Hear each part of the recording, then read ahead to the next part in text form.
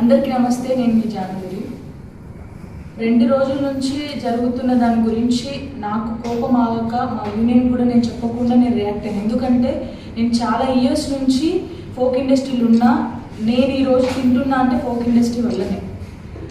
వీళ్ళందరూ కూడా మనం ఉండకూడదు, కొత్త వాళ్ళని అందరూ తీసుకురావాలి, ఛాన్సెస్ ఇవ్వాలని చెప్పి మేము చాలా మందికి ఛాన్సెస్ ఇస్తున్నారు. చాలా మంచి డాన్సర్స్, కోరియోగ్రాఫర్స్ అందరూ వచ్చి ఒక యూనియన్ ఏర్పాటు చేసుకొని జానపదాన్ని కాపాడుకుంటున్నారు. నేను వాళ్ళ పర్సనల్ లైఫ్ గురించి మేము ఎప్పుడు మాట్లాడలేదు, నేను వీడియోలో కూడా మాట్లాడలేదు, మా యూనియన్ కూడా మాట్లాడలేదు. ఇక్కడ మేము బాధపడేది ఏంటంటే ఫోక్ ఇండస్ట్రీ మీద రుద్దకండి ప్లీజ్. ఎందుకంటే ఇది చాలా అంటే మన ఫోక్ అంటేనే అందరూ చాలా మంది కొంచెం చిన్న చూపు ఉండే. ఇప్పుడు అది సినిమాలలో కూడా మనం ఫోక్ సాంగ్స్ పెట్టుకుంటున్నారు అంటే చాలా హ్యాపీగా ఉంది. మా అందరికి ఒక రెస్పెక్ట్ పెరిగింది మనకి. దాన్ని దీంతో రుద్దొద్దు అని చెప్పేసి అడుగుతున్నా అంతే. ఇప్పుడు నేను చేసిన దానికి కూడా ఒక వీడియో నేను చేసిన, వీళ్ళకి ఏం చెప్పకుండా, నేను మా పెద్దవాళ్ళకు కూడా చెప్పకుండా నాకు కోపం వచ్చిన వీడియో చేసినందుకు కూడా దానికి కూడా చాలామంది చాలా రకాలుగా మాట్లాడుతున్నారు. మీరు మాట్లాడినా కూడా పర్లేదు, ఎందుకంటే ఇది మాకు కన్న తల్లితో సమానం. మా కన్న తల్లిని ఎవరైనా అంటే మేము ఊరుకోము, మీరు ఏం మాట్లాడుకున్నా పర్లేదు. బట్ ఫోక్ ఇండస్ట్రీని మాత్రం అన్ని విషయాలకి ఏం జరిగినా కూడా ఫోక్ ఇండస్ట్రీలో జరిగింది ఫోక్ ఇండస్ట్రీ మొత్తానికి సంబంధించిందంటే కాదు. ఎవరు పర్సనల్ వాళ్ళకు ఉంటుంది, కానీ ఫోక్ ఇండస్ట్రీ మీద రుద్దకండి. ఫోక్ సాంగ్స్ గురించి మా జానక్ ఏదో మాట్లాడుతుంది, ఒకసారి వినండి గాయస్ అందరూ. ఫోక్ ఇండస్ట్రీ అంత ఇంతే అంటే ఫోక్ ఇండస్ట్రీ అంత ఇంత కాదు. ఫోక్ ఇండస్ట్రీలో నేను 10 సంవత్సరాల నుంచి ఉంటాను. నాకు ఫోక్ ఇండస్ట్రీ బువ పెట్టింది. ఈ రోజు జాను లిరి అనే ఒక అమ్మాయి ఉన్నదంటే ఫోక్ ఇండస్ట్రీ వల్లనే, ఆ పాటల వల్లనే, జానపద పాటల వల్లనే నేను ఈ రోజు ఇక్కడ నిల్చున్నా. నేను 4 పూటలు మా కొడుకు పెడుతున్నా, నేను తింటున్నా అంటే ఈ రోజు ఫోక్ సాంగ్స్ వల్లనే. 10 సంవత్సరాల నుంచి లేని ఇప్పుడు ఎందుకు ఇవన్నీ జరుగుతున్నాయి? ఓకే, 10 సంవత్సరాల నుంచి లేదంట ఎక్కకు ఇట్లాంటివి చిల్లర పంచాయతీలు. ఈ మధ్య వచ్చిందంట. అంటే ఎక్క 10 ఏళ్ల నుంచి ఉంది. అప్పుడు ఎక్కకి ఇలాంటి ఇబ్బందులు ఏమి జరగలేదన్నమాట. ఇప్పుడు వచ్చిన కొత్త వాళ్ళందరూ ఇలాంటివి క్రియేట్ చేస్తున్నారు అన్నట్టు మన అక్క అభిప్రాయం అనమాట. సో మన అక్క ఎవరికి ఎటువంటి కమిట్మెంట్ ఇవ్వలేదు. మన అక్క జెన్యున్ గా పైకి ఎదిగిందంట. సరే, నువ్వు ఎదిగింటావు, మిగతా వాళ్ళు కూడా అంతే అని కూడా అనుకుందాం. ఇప్పుడు వాళ్ళు ఇష్టపడి చేసుకున్నారు, అది కమిట్మెంటో అది నీకు తెలీదు, నాకు తెలీదు. కానీ నువ్వేదో పతిత్వం అన్నట్టు వేరే వాళ్ళని దిగదార్చాల్సిన అవసరం లేదు జానక్క. నువ్వు ఏ సిచ్యువేషన్ లో ఎలా పైకి ఎదిగావో అది నువ్వు గుర్తుంచుకుంటే బాగుంటుంది జానక్క. ఓకేనా? నువ్వు నీ పని చూసుకో జానక్క. నిన్నెవరు గెలకట్లేదు. ఫస్ట్ ఆఫ్ ఆల్ నీ జోలు ఎవరు రావట్లేదు. ఫోక్ సాంగ్ గురించి అంటున్నారు, మధ్యలో నీకెందుకు దూలా? చాలా మంది ఉన్నారు కదా, వాళ్ళందరూ రియాక్ట్ అవ్వట్లేదు కదా, మధ్యలో మీరెందుకు వస్తున్నారు అక్క? నీ కొడుకు నా కొడుకు నేను 4 పూట్ల తింటున్నామన్నారు కదా. సో నిజంగా నువ్వు ఎవ్వరికి ఎటువంటివి ఇబ్బందులు లేకుండా, ఐ మీన్ పక్కా లోకల్ గా చెప్పాలంటే నువ్వు ఎవరి దగ్గర ఉండకుండా, ఎవరి దగ్గర లొంగకుండా, ఎవరి దగ్గర పడుకోకుండా నువ్వు ఎదిగానని చెప్పి నీ కొడుకు మీద ఒట్టేసుకొని చెప్పు జానక్క. తర్వాత మాట్లాడేసుకుందాం. ఇవన్నీ ఒకరి గురించి నువ్వు నీచం చేసి నువ్వేదో ఎవరెస్టో నిలబడాల్సిన అవసరం లేదు. కానీ ముందు నువ్వు కౌంట్మెంట్ ఇవ్వకుండానే ఈ ఫీల్డ్ లో ఎదిగావా 10 ఏళ్ల నుంచి? చెప్పు జానక్క, దానికి సమాధానం చెప్పు. నీ కొడుకు మీద ఒట్టేసుకొని చెప్పు, ఓకేనా? ఎందుకంటే ఆ ఫీల్డ్ లో కమిట్మెంట్ లేని అవకాశాలు రావు, ఇది నిజం. దానికి నువ్వు పెద్ద రియాక్ట్ అయ్యి నువ్వేదో పెద్ద నేను తోపు, నేను హైలైట్, నేను పక్కా నిజాయితీగా ఉంటా, నేను నీతిగా ఉంటా అన్నట్టుగా నువ్వు నిన్ను క్రియేట్ చేసుకోకు. నువ్వేంటో మాకు తెలుసు జానక్క. నువ్వు నీ గురించి ఓవర్ బిల్డప్లు చెప్పుకోవాల్సిన అవసరం లేదు. కానీ మొదలు ఇది మ్యాటరే కాదు, పక్కకు దొబ్బైసే. నమస్కారం, నేను ఫోక్ సాంగ్స్ కొరియోగ్రాఫర్ని. నా పేరు శేఖర్ వైరస్. ఒక 8 ఇయర్స్ నుంచి నేను ఫోక్ సాంగ్ చేస్తున్నా. అంతకుముందు సినిమాలో చేశాను. సినిమా నుంచి నేను ఫోక్ సాంగ్స్ వచ్చిన తర్వాత నా డెవలప్మెంట్ అనేది అప్పుడే స్టార్ట్ అయింది. అంటే నాకు తిండి అప్పుడే దొరికింది. ఫోక్లోకి వచ్చిన తర్వాత నాకు తిండి దొరికింది. సినిమాలో చేశాను చాలా సినిమాలో చేశాను. కానీ నాకు ఎప్పుడు అంత తిండి ఈ ఫోక్ వచ్చిన తర్వాతే నాకు తిండి దొరికింది.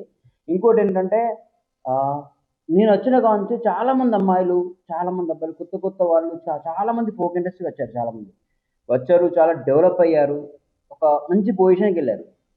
జాను లిరి అసంటే జాను లిరిని చూసి చాలామంది అమ్మాయిలు వచ్చారు.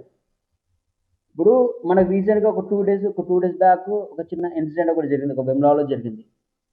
దానివల్ల యాక్చువల్లీ వాళ్ళకి ఫోక్కి సంబంధం లేదు. వాళ్ళు మధ్యలో ఒక వర్క్ చేసుకోవడానికి వచ్చారు. బయట కొంతమంది వర్క్ చేసుకోవడానికి వచ్చారు. వాళ్ళు చేసి వెళ్ళిపోతారు. దాన్ని తీసుకొచ్చి ఫోక్ ఇండస్ట్రీ మీద రుద్దడం అసలు 100% కరెక్ట్ కాదు. ఎందుకంటే నేను చూసాను, నాకు చాలామంది మెసేజ్ పెడుతుంటారు ఇన్స్టాగ్రామ్లో, సార్ మా పాపకి అవకాశం ఇవ్వండి, మా బిడ్డకి అవకాశం ఇవ్వండి. చాలామంది మంచి మంచి టాలెంటర్లు మన తెలంగాణలో ఉన్నారు. ఇప్పుడు మీరంతా తీసుకొచ్చి ఫోక్ ఇండస్ట్రీ చెడ్డది, ఫోక్ ఇండస్ట్రీలో ఇలాంటివి జరుగుతుంటాయి, ఫోక్ ఇండస్ట్రీలో కమిట్మెంట్ జరుగుతుంటాయి, ఫోక్ ఇండస్ట్రీ మీద ఇలాంటి అన్ని చేస్తున్నారు కదా. దీనివల్ల కొత్తగా చాలామంది టాలెంటర్స్ ఉంటారు. మీ పిల్లలు ఉంటారు, మంచి డాన్స్ చేసే అమ్మాయిలు చాలామంది ఉంటారు, మంచి సాంగ్స్ పాడే అమ్మాయిలు చాలామంది ఉంటారు. వాళ్ళందరూ బయటకు రాకుండా అయిపోతారు కదా. మన తెలంగాణ ఇక్కడికేనా? మన తెలంగాణ జానపదాన్ని ఇక్కడనే ఆపేద్దామా? ఒక చిన్న ఇన్సిడెంట్, అది అసలు వాళ్ళకి మన తెలంగాణ ఫోక్కి సంబంధం లేదు. తెలంగాణ జానపదం ఒక 50 సంవత్సరాల నుంచి ఉంది, ఇప్పుడే రాలేదు కదా. 50 సంవత్సరాల నుంచి తెలంగాణ జానపదం ఉంది. అందులో ఎంతోమంది టాలెంటర్స్, ఎంతోమంది వాళ్ళు ఇంప్రూవ్మెంట్ చేసుకుని ఎక్కడికి ఒక పొజిషన్కి వెళ్ళారు. మన తెలంగాణ జానపదాన్ని ఇప్పుడు ఒక సినిమా లెవెల్లో ఒక పేరు వస్తుంది. దాన్ని మనమే తొక్కేసుకుందామా? బయట వాళ్ళు ఎన్నో మాట్లాడతారు, బయట వాళ్ళు. మన ఇంట్లో మన తెలంగాణ వాళ్ళకి ఏమైంది? వాళ్ళు కూడా ట్రోల్ చేస్తున్నారు. కింద 1% కామన్ సెన్స్ లేదా? ఎంతమంది మీ ఇంట్లో మీ చెల్లె ఉంటుంది, మీ అన్న ఉంటాడు, మీ అన్న మంచి డాన్సర్, అవకాశం ఇస్తాం కదా. ఇప్పుడు ఎలా చాలామంది నాతో ఏమన్నారంటే, సార్ మా బిడ్డను మేము సాంగ్స్ వేపియం అని చెప్పి నాతో చెప్తుంది. వాళ్ళ పాప చాలా బాగా ఇస్తారు డాన్స్. నేను ఇలా ఎంతమంది అవుతుంది, ఎంతమంది మన ఫోక్ని మనమే తొక్కేసుకుందామా? మన ఫోక్ని. అందుకే ఒకరు ఏంటంటే, వాళ్ళ పర్సనల్ ఇష్యూ, అది ఏదున్నది వాళ్ళ పర్సనల్ ఇష్యూ. దాన్ని ఫోక్ మీద తీసుకొచ్చి మీరు ఎప్పుడు పెట్టకండి. చాలామంది మంచి మంచి కళాకారులు ఉన్నారు ఫోక్లో, మంచి మంచి జానపదాలు, మంచి మంచి పాటలు పాడేవారు ఉన్నారు, మంచి మంచి డ్యాన్స్ చేసేవారు ఉన్నారు, మంచి రైటర్స్ ఉన్నారు. దీనివల్ల తెలంగాణ ఫోక్ అంతా ఇలానే ఉంటుంది, తెలంగాణ ఫోక్ ఇండస్ట్రీలో కమిట్మెంట్స్ ఉంటాయి, ఇలాంటి రూమర్స్ అన్నీ పుకారైతే నెక్స్ట్ ఎవరు రారు. మన కళ అనేది ఇక్కడికే అంతమవుతుంది. మీ పిల్లలు కూడా ఉంటారు, చాలామంది ఎంకరేజ్ చేయండి. తెలంగాణ ఫోక్ ఇండస్ట్రీ ఒక 8 సంవత్సరాలు చేస్తున్నా, ఇలాంటి ఎప్పుడు జరగలేదు. నేను చూస్తున్నా ఫస్ట్ టైం ఇది జరిగింది. దీన్ని ఎక్కువ ఇష్యూ ఏం చేయకుండా ఫోక్ ఇండస్ట్రీ మీద తీసుకురాకుండా, అదొకటే. ఈశ్వర్ సాయి బాసింగ బలాల సాంగ్ నేనే చేశాను కొరియోగ్రాఫర్.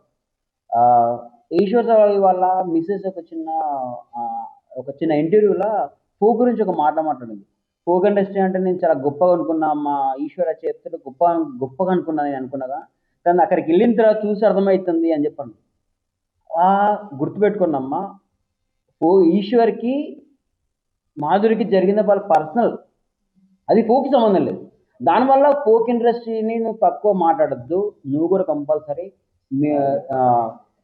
ఈశ్వర్ వాళ్ళ మిసెస్, తన పేరు శరణ్య గారు, ఫోక్ ఇండస్ట్రీని తక్కువ చేసి మాట్లాడద్దు ప్లీజ్. మా అందరి తరఫున, ఫోక్ ఇండస్ట్రీ తరఫున మీరు ఫోక్ ఇండస్ట్రీకి సారీ, క్షమాపణ చెప్పాలి కంపల్సరీ. ఇది మా యూనియన్ నుంచి చెప్తున్నా. చాలామంది ఇప్పటికీ చాలా ట్రోల్స్ చూసామండి. నెక్స్ట్ ఎవరైనా ట్రోల్స్ చేస్తే మాత్రం కంపల్సరీ ఎవరెవరు ట్రోల్స్ చేస్తున్నారో అందరి పైన కంప్లైంట్ ఇస్తాం. ఆల్రెడీ ముందే మొత్తం యూనియన్ ముందే మాట్లాడేస్తాం. నెక్స్ట్ నుంచి ఏమైనా ఉంటే ఇవన్నీ బంద్ చేయండి. వాళ్ళిద్దరి గురించి వాళ్ళ పర్సన్ మరీ చెప్తున్నా, ఇది వాళ్ళ పర్సన్, దాన్ని తీసుకొచ్చి ఫోక్లో మాత్రం పెట్టకండి. Thank you so much.